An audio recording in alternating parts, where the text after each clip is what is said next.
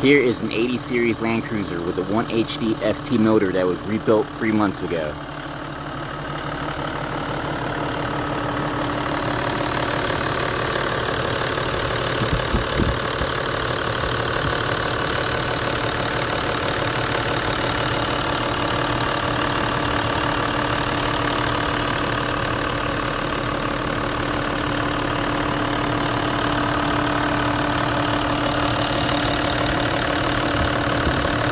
It's a well-oiled machine.